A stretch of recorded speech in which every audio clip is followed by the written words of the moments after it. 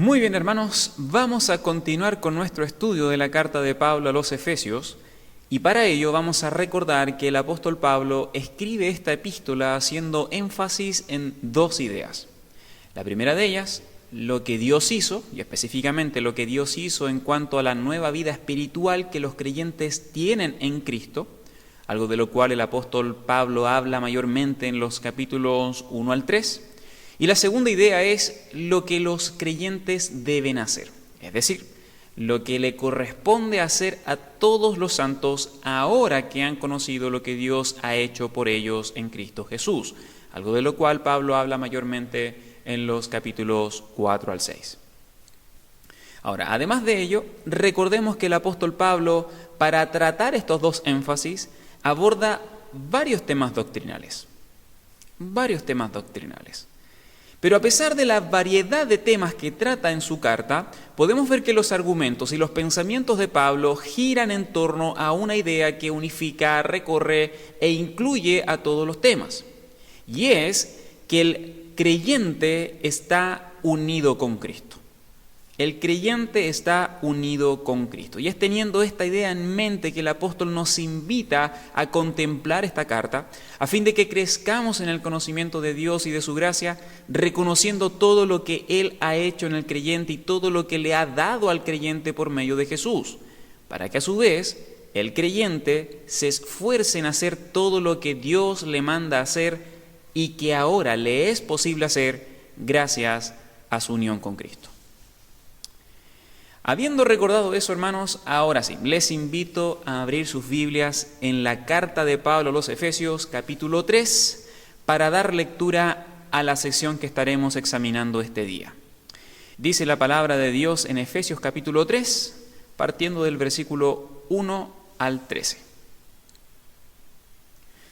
Por esta causa yo, prisionero de Cristo Jesús por vosotros los gentiles, si es que habéis oído de la administración de la gracia de Dios que me fue dada para con vosotros, que por revelación me fue declarado el misterio, como antes lo he escrito brevemente, leyendo lo cual podéis entender cuál sea mi conocimiento en el misterio de Cristo, misterio que en otras generaciones no se dio a conocer a los hijos de los hombres, como ahora es revelado a los santos apóstoles y profetas por el Espíritu, que los gentiles son coherederos y miembros del mismo cuerpo y copartícipes de la promesa en Cristo Jesús por medio del Evangelio, del cual yo fui hecho ministro por el don de la gracia de Dios que me ha sido dado según la operación de su fuerza.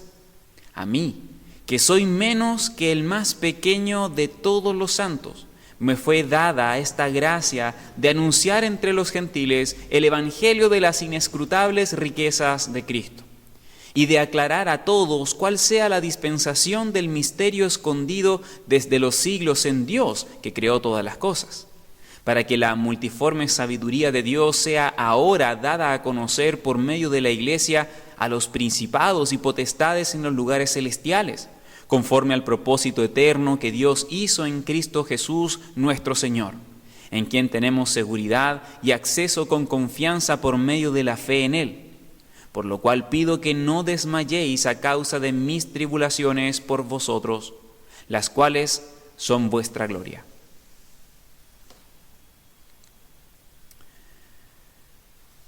Tal como ha sido nuestro hábito desde que compartimos la serie Cómo estudiar la Biblia, vamos a comenzar nuestro estudio realizando algunas preguntas que nos ayuden a comprender mucho mejor el sentido de lo que Pablo quería comunicar en este párrafo.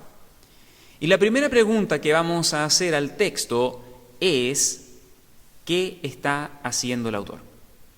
¿Qué está haciendo Pablo en estos versos del 1 al 13 del capítulo 3? ¿Está el apóstol aplicando algún principio cristiano? ¿Está respondiendo alguna pregunta? ¿Está demostrando alguna verdad? ¿Está recordando algo? ¿Está animando a sus hermanos? ¿Está orando a Dios? ¿Qué está haciendo el autor?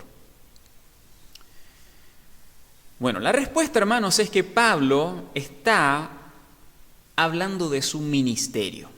Eso a modo muy general. Pablo está hablando de su ministerio. O también podemos decir que en estos versos Pablo está tomando un momento, e inclusive algunos autores dicen que Pablo está haciendo un alto o un paréntesis en sus pensamientos, con el objetivo de contarle a sus hermanos un poco más acerca del ministerio que Dios le ha encomendado como administrador de la gracia de Dios, como ministro del Evangelio y como predicador de las buenas nuevas de paz a todos los hombres, y en especial a los gentiles. Podemos decir eso, o simplemente podemos decir, como leemos en pantalla, en términos muy generales, Pablo está hablando de su ministerio. Ahora, ustedes con toda razón se preguntarán, ¿y cómo lo sabemos? ¿Cómo sabemos que Pablo está hablando en estos pasajes de la labor espiritual que Dios le ha encomendado? Bueno, por lo que Pablo mismo dice en el texto. Y de hecho hay al menos 5 frases en esta sección que acabamos de leer que nos indican que Pablo está tomando un momento antes de continuar con su carta para hablar a los efesios acerca de su ministerio y en particular su ministerio entre los gentiles. Y esas frases son las siguientes. La primera de ellas es cuando el apóstol dice en el versículo 1, yo, Pablo, prisionero de Cristo Jesús por vosotros los gentiles, que es una frase con la cual Pablo hace directa alusión a que la razón por la cual se encontraba prisionero era por causa de su servicio a Cristo y el ministerio que desarrollaba entre los gentiles como predicador del Evangelio. Eso en primer lugar. Luego, la segunda frase que nos indica que Pablo está hablando de su ministerio en estos pasajes es cuando dice en el versículo 2 que Dios le ha dado la administración de la gracia de Dios a los gentiles. Lo cual, según el contexto de lo que Pablo está hablando en este capítulo, corresponde a la responsabilidad que Dios le ha encomendado como administrador del Evangelio a los gentiles, lo cual es parte de su ministerio. Ahora, la tercera frase la encontramos en el versículo 7, y es cuando Pablo dice que Dios le hizo ministro del Evangelio.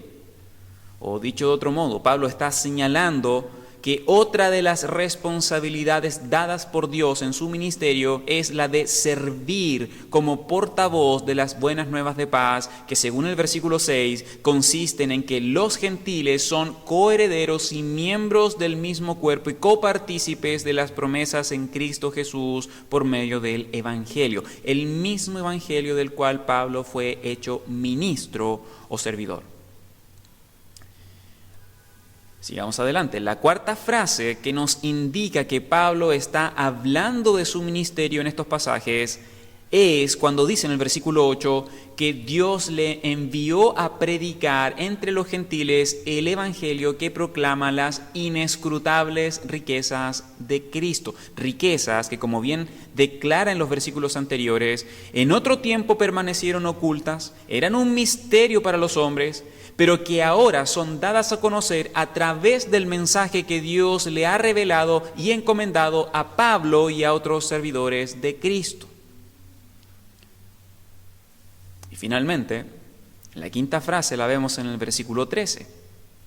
Y es cuando Pablo anima a sus hermanos a no estar más triste por causa de sus tribulaciones, porque ellos mismos deberían saber que la razón de sus prisiones guarda directa relación con el ministerio que Dios le ha encomendado y que es la predicación del Evangelio a los gentiles.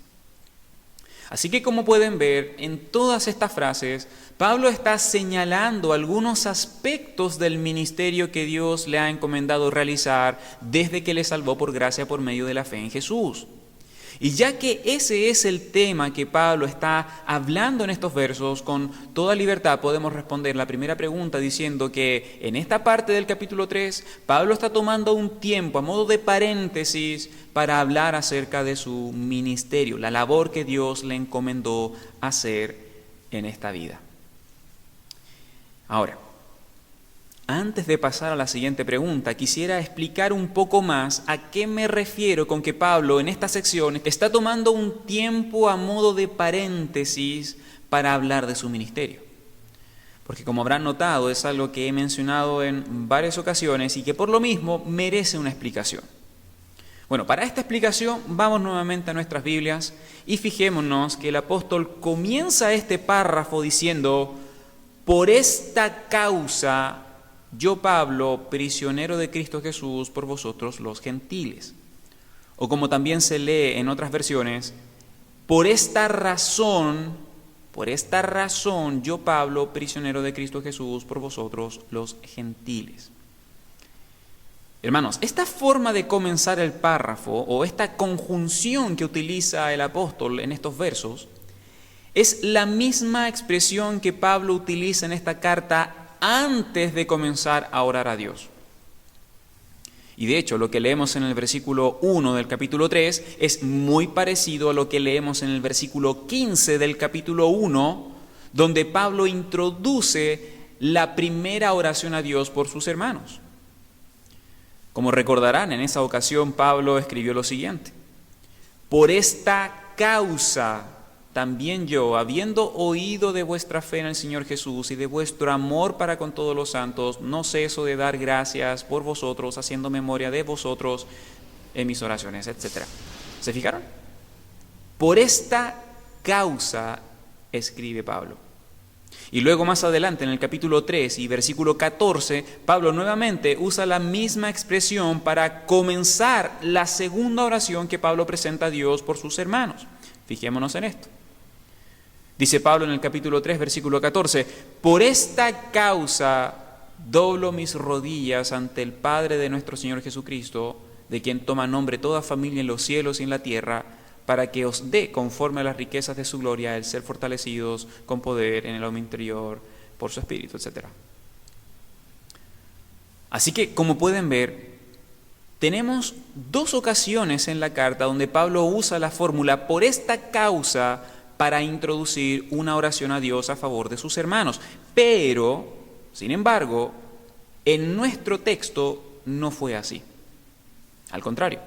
Luego de la frase por esta causa y la presentación que Pablo hace de sí mismo en el versículo 1 como prisionero de Cristo, lo que sigue a continuación en el versículo 2 no es una oración, sino que es más bien un comentario que desarrolla varios aspectos del ministerio de Pablo y que se extiende hasta el versículo 14, donde es que finalmente retoma las mismas palabras que dijo en el versículo 1 antes de comenzar la oración. Por lo que es muy probable que al comenzar el tercer capítulo de su carta, Pablo ya haya estado pensando en presentar una oración por sus hermanos. Y de hecho, es probable que haya introducido la expresión por esta causa yo, Pablo, es probable que haya introducido esta expresión con el fin de orar a Dios. Pero algo sucede en el intertanto. Porque cuando se identifica como prisionero de Cristo a causa de sus hermanos los efesios, siente la necesidad de postergar el contenido de su oración para hacer un comentario respecto al ministerio que Dios le había encomendado y que ahora mismo le tenía preso. Pero una vez termina su comentario, en el versículo 14, Pablo retoma el hilo de lo que quería decir, repite las mismas palabras que dijo en el versículo 1 y sigue adelante con su oración.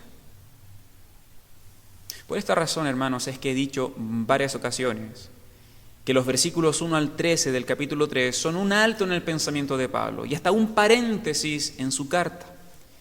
Y es porque antes de retomar su oración a Dios, en el versículo 14, vio la necesidad de explicar un poco más acerca de su ministerio. Pablo probablemente pensó que era necesario parar un momento para explicar algunas cosas respecto a su ministerio y aún más importante, lo que significa para él la tremenda labor que Dios le encomendó a realizar. Ahora, habiendo dicho todo esto, espero que nuestras expectativas respecto a lo que Pablo está diciendo en estos versos haya aumentado. Porque si bien estos versos son un alto en el pensamiento de Pablo, no significa que tienen menos importancia con lo que ya ha dicho o con lo que va a decir. Por el contrario. De hecho, podemos pensar que lo que Pablo va a decir en estos versos es tan importante que merece detenernos un momento y prestar atención. Y ya que sin lugar a duda fue el Espíritu Santo quien guió a Pablo a decir todo lo que Dios quería que él dijera en esta carta, este comentario de Pablo respecto a su ministerio también es parte de lo que Dios quiere que hoy nosotros aprendamos. Así que retomando nuestras preguntas al texto, ya dijimos que en esta sección Pablo está hablando a modo general de su ministerio. Ahora, vayamos rápidamente a la siguiente pregunta que nos va a ayudar a aclarar mucho más nuestro texto. Y es, ¿qué dice Pablo acerca de la naturaleza de su ministerio? ¿Qué dice Pablo acerca de las particularidades de su ministerio, de su esencia? Bueno, la respuesta a esta pregunta, hermanos, la encontramos entre los versículos 2 al 8. Y en estos versos, lo primero que dice Pablo respecto a su ministerio es que éste le fue dado por Dios. Este ministerio le fue dado a Pablo por Dios. Miren, hablando nuevamente de su ministerio entre los Efesios, Pablo dice nuevamente en el versículo 2, si es que habéis oído de la administración de la gracia de Dios que me fue dada para con vosotros. Luego en el versículo 7 dice, de la cual yo fui hecho ministro por el don de la gracia de Dios que me ha sido dado según la operación de su fuerza.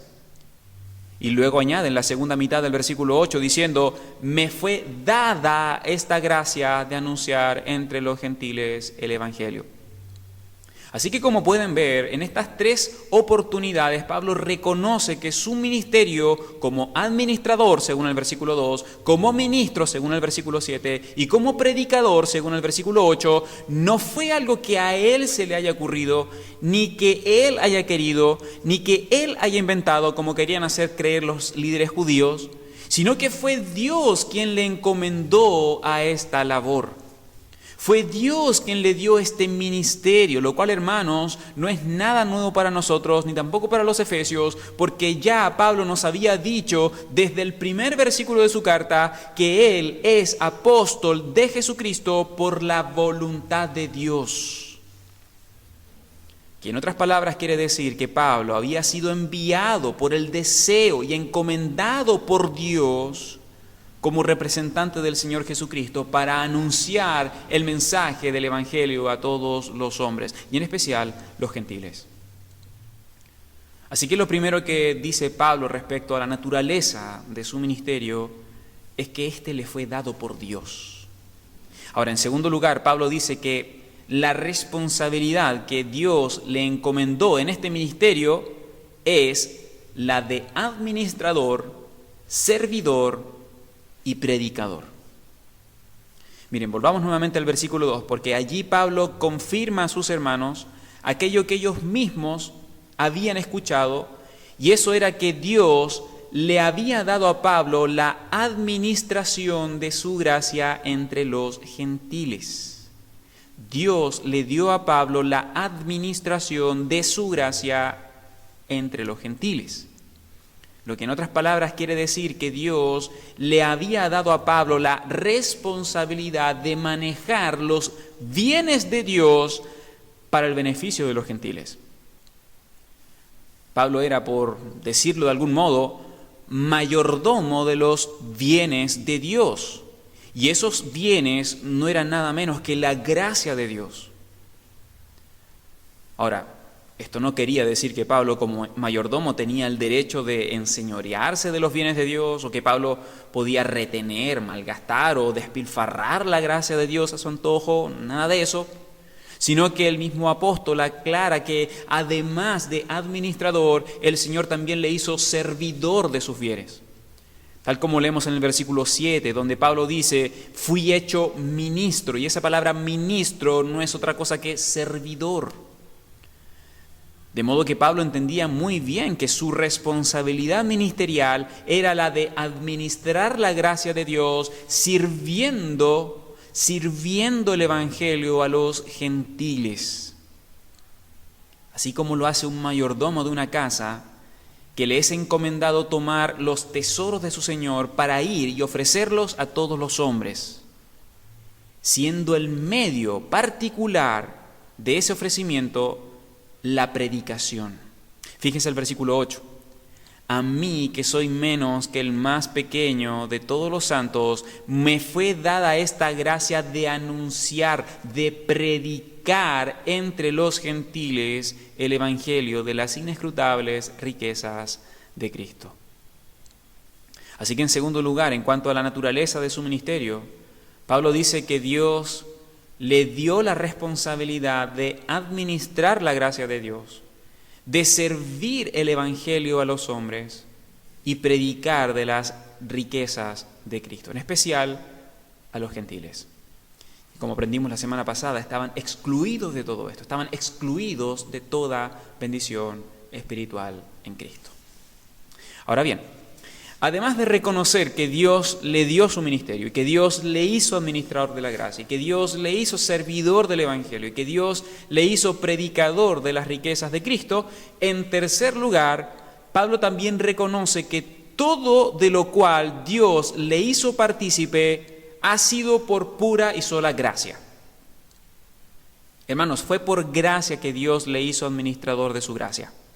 Fue por gracia que Dios le hizo servidor del evangelio. Fue por gracia que Dios le hizo predicador a los gentiles. Y Pablo no tenía ningún problema en reconocer que este privilegio no fue algo que él haya merecido o que él se haya ganado. Por el contrario, en varias ocasiones en este texto, Pablo resalta que Dios le dio por gracia la gracia de administrar su gracia entre los gentiles. Y Pablo no tiene ningún problema con reconocerlo, porque sabe muy bien el tremendo valor de lo que Dios le ha mandado para administrar, servir y predicar. Y como dijimos, es la gracia de Dios, nada menos que la gracia de Dios y las riquezas de Cristo. Pero inclusive más, Pablo prosigue en los versículos 3 al 5 diciendo que Dios le ha puesto como mayordomo de una verdad que ha sido revelada mediante la aclaración de un misterio. Es decir, aquellos bienes que pertenecen al ámbito de la gracia de Dios, de los cuales Pablo fue hecho administrador, servidor y predicador, son una verdad que había permanecido oculta, pero que Dios se la reveló. A eso se refiere Pablo con la palabra misterio. Una verdad que habría permanecido oculta si es que Dios no la hubiera revelado. Pero tal como dice en el versículo 5, Dios reveló esta verdad a Pablo y a otros santos apóstoles y profetas por medio del Espíritu, a fin de que todos conozcan el misterio de la gracia de Cristo, y es que los gentiles son coherederos y miembros del mismo cuerpo y copartícipes de la promesa en Cristo Jesús por medio del Evangelio. Y hermanos, esta frase es un muy buen resumen a todo lo que aprendimos la semana pasada en el capítulo 2. La exhibición de la asombrosa gracia de Dios en Cristo, las buenas nuevas de paz, el misterio de Cristo, etc. Todo esto tiene relación con lo mismo, y es que los gentiles son coherederos y miembros del mismo cuerpo y copartícipes de la promesa en Cristo Jesús por medio del Evangelio. Hermanos, ese es el tesoro que Dios le había encomendado a Pablo administrar, servir y anunciar entre los hombres. Esta es la verdad que había permanecido oculta, pero que Dios la reveló a él y a otros apóstoles y profetas por medio de su Espíritu. Y es que los gentiles, como tú y como yo, los gentiles tenemos plena participación en el plan redentor que Dios ha preparado en Cristo. De modo que si escuchamos el Evangelio y creímos al Evangelio de Jesucristo, tenemos perdón de nuestros pecados y hemos sido justificados por medio de la fe en Él. Y una vez que hemos sido justificados, Dios, por sola gracia, nos incorpora a su familia celestial por medio de Cristo. Y si estamos en Cristo, ya somos coherederos y miembros del mismo cuerpo con todos los santos y copartícipes de todas las promesas que Dios da en Cristo Jesús. Y para Pablo, participar de este plan redentor de Dios como administrador, servidor y predicador era un privilegio que había recibido solo por gracia, solo por gracia. Como dijimos, no fue algo que Pablo se ganó Y la verdad que Dios le reveló por su Espíritu no fue algo que Pablo llegó a comprender solo y después de un diligente estudio de las Escrituras. No. Esto fue revelado a él y a los santos profetas y apóstoles por medio del Espíritu Santo de Dios. Y fue por gracia que Dios le concedió conocer esta verdad. Y fue por gracia que Dios le hizo ministro de esta verdad. Y fue por gracia que Dios le hizo predicador de esta verdad. Miren nuevamente el versículo 7. Del cual, hablando del misterio que le había sido revelado y que son las buenas nuevas de paz a los gentiles, del cual fui hecho ministro por el don de la gracia de Dios que me ha sido dado según la operación de su poder. Y continúa, a mí, que es una expresión de énfasis y asombro, a mí, que soy menos que el más pequeño de todos los santos, me fue dada esta gracia de anunciar entre los gentiles el evangelio de las inescrutables riquezas de Cristo. Hermanos, entender el privilegio del cual Dios le había hecho parte y el valor de lo que Dios puso en sus manos llevó a Pablo a tener un concepto humilde de sí mismo. Y ustedes saben muy bien que, según leemos en las Escrituras y según todo lo que Pablo hizo por Cristo en su vida, él no era el más pequeño de todos los santos. Sin embargo, así era como él se veía a sí mismo. Al reconocer todo lo que Dios le había encomendado a hacer y por el ministerio que Dios le había enviado a realizar y por el mensaje que Dios le había dado para administrar y proclamar entre las naciones. Y que es nada menos acerca de la gracia de Dios y de las inescrutables riquezas de Cristo. Así que en tercer lugar, hablando de la naturaleza de su ministerio, Pablo dice que todo de lo cual Dios le hizo partícipe ha sido por pura y sola gracia. Solo por gracia. Pero hay algo más, hermanos. Hay algo más que no debemos perder de vista. Y es que en cuarto lugar, todo lo que Dios encomendó a Pablo hacer, Dios también le capacitó para hacerlo. Pablo fue empoderado por Dios para cumplir su ministerio. Miren, volvamos al versículo 7. Hablando de la verdad que Dios le ha revelado, dice, del cual yo fui hecho ministro por el don de la gracia de Dios que me ha sido dado según la operación de su poder. Hermanos, Pablo reconoce que fue Dios mismo quien le dio su ministerio y que además le ha capacitado espiritualmente mediante el don que le fue otorgado según la fuerza de su poder para realizar la labor que Dios le ha encomendado hacer como ministro del Evangelio a los gentiles. Y hermanos, qué hermosa comprensión del poder, de la gracia y de la soberanía de Dios que vemos en estos pasajes. Una y otra vez Pablo deja en claro que es Dios el que escoge, llama, salva, prepara, encomienda y capacita para la buena obra que Él preparó de antemano para que anduviera en ella. Y si esa buena obra incluye tribulaciones y angustia y persecuciones y cárcel, allá voy, dice Pablo, allá voy. Porque yo soy prisionero de Cristo, no prisionero del temor, no prisionero de las comodidades ni de la vergüenza, yo soy prisionero de Cristo. Y como tal, sufro las penalidades con tal de cumplir con mi ministerio. Así que, respondiendo la pregunta que dice Pablo acerca de la naturaleza de su ministerio, podemos decir que Pablo, entre los versículos 2 al 8, dice respecto a la naturaleza de su ministerio que Dios fue quien le dio esta labor. Fue Dios quien le hizo administrador, servidor y predicador del Evangelio. Que fue por la gracia de Dios que Dios le hizo partícipe de este ministerio. Y que fue Dios quien lo capacitó y lo empoderó para llevar a cabo su ministerio. Bien, ya hemos hablado de la naturaleza del ministerio de Pablo. Ahora vayamos a la siguiente pregunta y es, ¿qué dice Pablo acerca del alcance de su ministerio? ¿Qué dice Pablo acerca del alcance de su ministerio? Bueno, la respuesta a esta pregunta la vemos en los versículos 8 y 9, los cuales nos dicen que el alcance del ministerio de Pablo era doble. Por una parte, el ministerio de Pablo tenía un énfasis especial en la predicación del Evangelio a los gentiles, como ya lo hemos notado en varias ocasiones, y allí ustedes pueden ver en pantalla cómo he subrayado todos los versículos que nos hablan de esto mismo.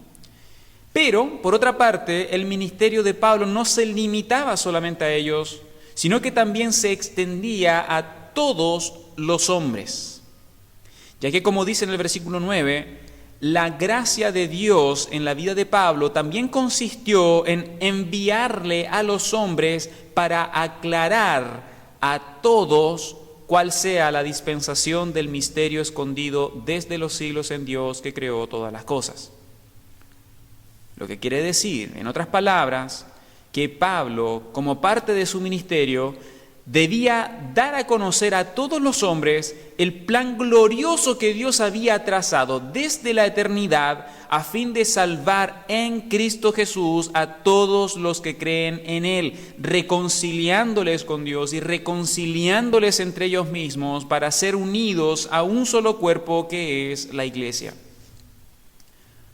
Pablo debía traer a la luz esta verdad y todos los hombres, sean gentiles o judíos, debían escuchar que el Dios creador de todas las cosas había preparado un plan para salvar a todos los pecadores, sean gentiles o judíos, y salvarles por medio de la fe en Jesucristo solo por gracia. Y luego reunir a todos estos pecadores salvados, sean judíos o gentiles, en un solo y único cuerpo que es la Iglesia. Así que respondiendo a la pregunta sobre el alcance del ministerio de Pablo, en los versículos 8 y 9 vemos que, por una parte, el ministerio de Pablo tenía un énfasis especial en la predicación del Evangelio y de las inescrutables riquezas de Cristo a los gentiles, y por otra parte, el ministerio de Pablo se extendía a todos los hombres a fin de que todos escuchen claramente que Dios se había dispuesto a salvar a pecadores por medio de la fe en Cristo Jesús y reunirlos en un solo y único cuerpo que es la Iglesia. Bien, ya hemos hablado de la naturaleza del ministerio de Pablo, del alcance del ministerio de Pablo. Ahora consideremos la siguiente pregunta. ¿Qué dice Pablo acerca del propósito de su ministerio? El propósito de su ministerio. Bueno, la respuesta a esta pregunta la vemos en los versículos 10 al 12.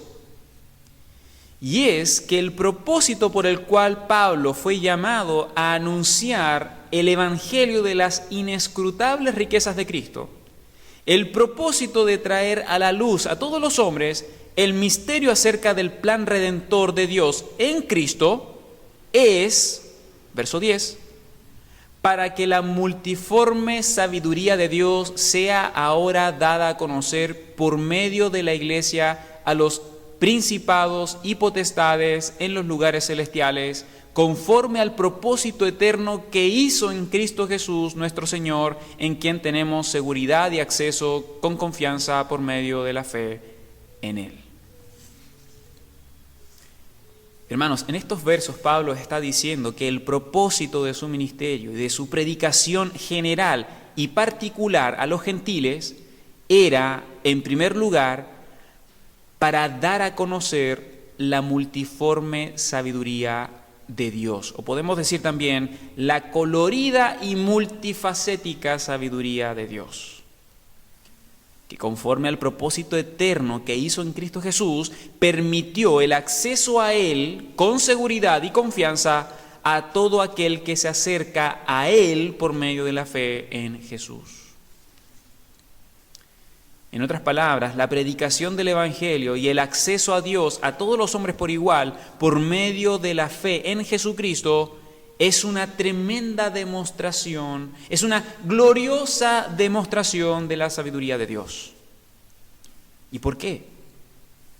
Bueno, porque fue Dios Fue Dios quien trazó un plan perfecto dispuesto antes de la fundación del mundo, capaz de derribar todas las enemistades y de reunir en un solo cuerpo a judíos y a gentiles, a esclavos y a libres, a mujeres y a hombres, a ricos y a pobres, a niños y adultos en un solo cuerpo.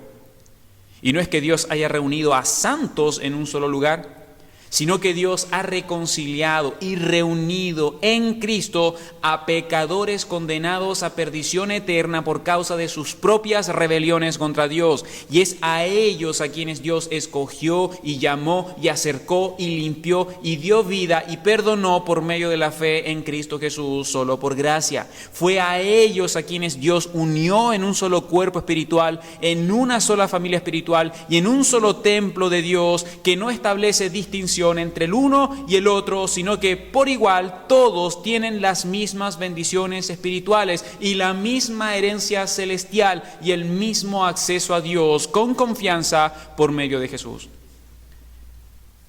Por esa razón, hermanos, es que el Evangelio anuncia la multiforme sabiduría de Dios. Ahora bien, nos podemos preguntar, ¿y cómo es que la multiforme sabiduría de Dios es exhibida y dada a conocer como una verdad? No como un mensaje, sino como una verdad. Bueno, Pablo dice en este texto que es por medio de la iglesia. La iglesia, el cuerpo de Cristo, la reunión de todos los pecadores comprados y perdonados por la sangre de Cristo. Ellos son la exhibición no solo de la supereminente grandeza del poder de Dios al recibir vida cuando estaban muertos, como aprendimos hace algunas semanas atrás.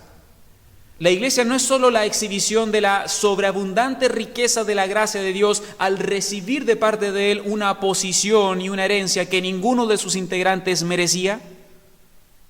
No solo eso, sino que además de todo, la iglesia es una exhibición de la multiforme sabiduría de Dios. ¿Y por qué? Porque ella demuestra el plan eterno de redención que Dios había preparado en Cristo para todo aquel que cree, sea judío o gentil.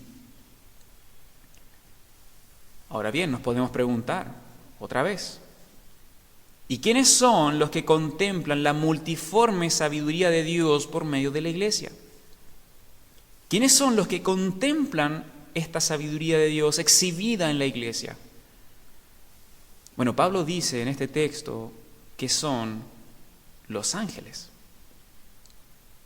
Los ángeles. Ellos son los principados y potestades en los lugares celestiales que contemplan la gloria de Dios por medio de la iglesia. Y es más, a quienes se les es dado a conocer la multiforme sabiduría de Dios conforme al propósito eterno que hizo en Cristo Jesús. Lo cual, hermanos, es muy interesante y en varios sentidos. Porque en primer lugar, Pablo no dice en este texto que la sabiduría de Dios es dada a conocer a los hombres de este mundo. Y es probable que Pablo no los haya incluido a ellos porque sabe muy bien que para el mundo la sabiduría de Dios es locura. Ellos no aprecian la sabiduría de Dios ni tampoco pueden. Pero en cambio, quienes están muy interesados en ver el plan redentor de Dios son los ángeles, lo cual es confirmado en varios otros lugares de las Escrituras que nos hablan del interés que tienen los ángeles en cuanto a la salvación de los hombres por medio de Cristo. Y por citar algunos ejemplos, podemos partir con el nacimiento de Jesús. Allí el evangelista nos dice que cuando Jesús llegó al mundo como un bebé, una multitud de huestes celestiales se presentaron en aquel mismo lugar para alabar a Dios, diciendo: gloria a Dios en las alturas y en la tierra paz, buena voluntad para con los hombres. Luego Jesús mismo fue quien dijo a sus discípulos dentro del contexto de una parábola que habrá más gozo en el cielo por un pecador que se arrepiente que por 99 justos que no necesitan de arrepentimiento. Y más adelante dice directamente: así que os digo, hay gozo delante de los ángeles de Dios por un pecador que se arrepiente. Y finalmente Pedro dice en su primera carta, capítulo 1, versículo 12, que el Evangelio, la predicación y sus resultados en la vida de los que creen a la predicación del Evangelio son cosas de las cuales los ángeles anhelan mirar. Y esto literalmente quiere decir que los ángeles se inclinan a mirar para ver qué pasa con el Evangelio en la vida de los hombres. Hermanos, los ángeles se inclinan a mirar estas cosas porque saben que es en la obra de redención en Cristo donde pueden ver la multiforme sabiduría de Dios. Y luego es ese conocimiento de la sabiduría de Dios, de cómo el Creador de todas las cosas quiso enviar a su Hijo unigénito para tomar el castigo que le correspondía a pecadores, es lo que lleva a los ángeles a más adoración a Dios. Es ese conocimiento de la sabiduría de Dios y de cómo el Creador de todas las cosas compró a pecadores con la sangre de su Hijo, salvándoles del pecado y de la condenación, lo que lleva a los ángeles a más adoración a Dios. Es el conocimiento de la sabiduría de Dios y de cómo el Creador de todas las cosas reconcilió a los pecadores consigo mismo por medio de su Hijo unigénito, lo que lleva a los ángeles a más adoración a Dios. Y es ese conocimiento de la sabiduría de Dios y de cómo el Creador de todas las cosas reunió a todos los pecadores perdonados en un solo cuerpo, que es la iglesia, lo que lleva a los ángeles a enriquecer aún más sus alabanzas a Dios. Hermanos, es la exhibición de la sabiduría de Dios a través de la reconciliación de pecadores salvados en Cristo, reunidos en Cristo Jesús y presentados a Dios como un solo cuerpo espiritual por medio de la fe en Jesucristo, lo que los ángeles anhelan mirar. Los ángeles anhelan aprender más acerca de estas cosas. O como muy bien escribió un comentarista hablando de este pasaje, dijo: en el salón de clases del universo de Dios, Dios es el profesor, los ángeles son los estudiantes, la iglesia es la ilustración y el tema es la multiforme sabiduría de Dios.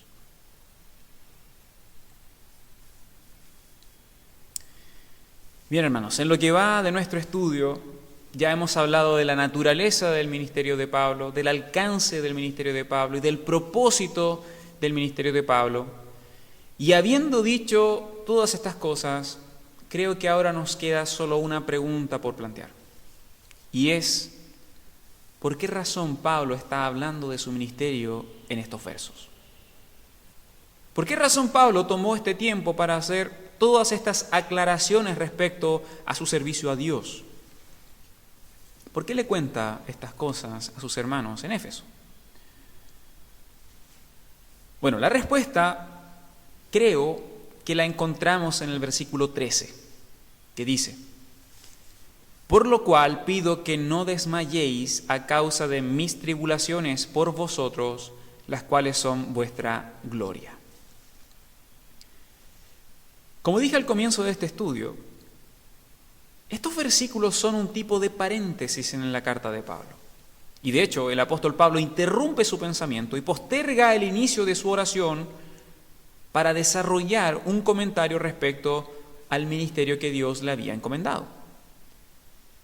Y si bien no está dicho explícitamente, creo que Pablo hace estas aclaraciones respecto a su ministerio para exhortar a sus hermanos a no desanimarse por las aflicciones que está viviendo como resultado de su servicio a Cristo.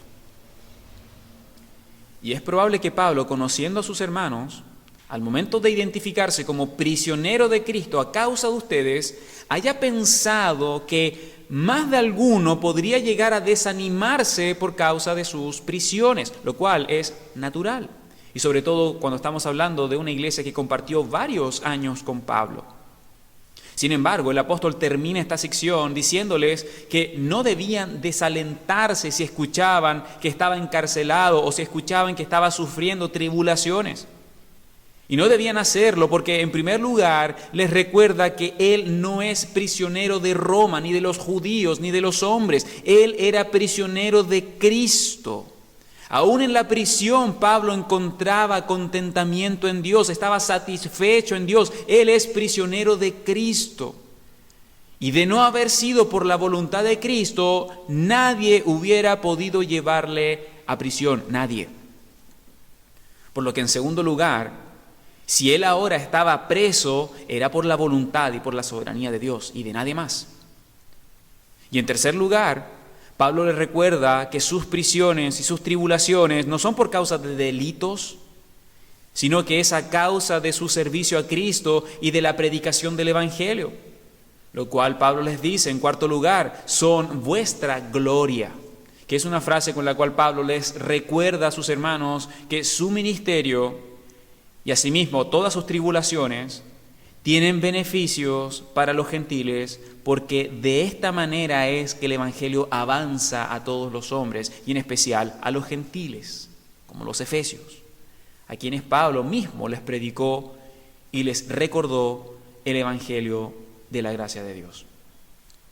Así que, respondiendo a esta última pregunta, creo que Pablo toma este tiempo para exhortar a sus hermanos a no desanimarse por causa de sus tribulaciones, porque para Pablo sus prisiones no son más que parte del plan de Dios que había preparado para él, el cual consistía en el tremendo privilegio de predicar el Evangelio de la gracia de Dios y de las inescrutables riquezas de Cristo a todos los hombres. Amén. Entonces, a modo de resumen, en el capítulo 3 y versículos del 1 al 13, hemos visto que Pablo habla principalmente de su ministerio con el fin de animar a sus hermanos, haciéndoles saber que Dios le ha dado el privilegio, solo por gracia, Dios le ha dado el privilegio, solo por gracia, de ser parte del plan redentor que había preparado en Cristo Jesús, enviándole a predicar el Evangelio de la gracia de Dios y de anunciar las inescrutables riquezas de Cristo entre los gentiles. Este creo que es un buen resumen para estos versos del capítulo 3. Así que vamos a quedar hasta acá con el estudio, pero antes permítanme compartir con ustedes algunas preguntas de reflexión para nuestras vidas.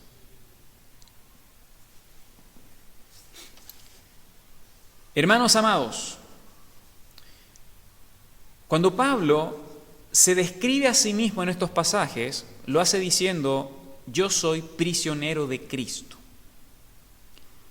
Y es probable que con esto el apóstol haya querido comunicar a sus hermanos que aún en la situación en la que se encontraba, hallaba satisfacción en Dios. Y esto debido a que sabía que en última instancia no era prisionero de los judíos. Pablo no era prisionero de los romanos, no era prisionero del emperador César, ni de las comodidades, ni de la vergüenza, ni de las circunstancias. Yo soy prisionero de Cristo, dice Pablo. Él es mi Señor. Y a donde Cristo me lleve a servirle, allí estaré. Pregunta: ¿podrías tú decir lo mismo? ¿Estás dispuesto a pasar aflicciones con tal de ser obediente a Dios? ¿Encuentras satisfacción en Dios independiente de las circunstancias? ¿O aún eres prisionero de las comodidades? ¿Prisionero del dinero? ¿Prisionero de tus deseos? Segunda pregunta.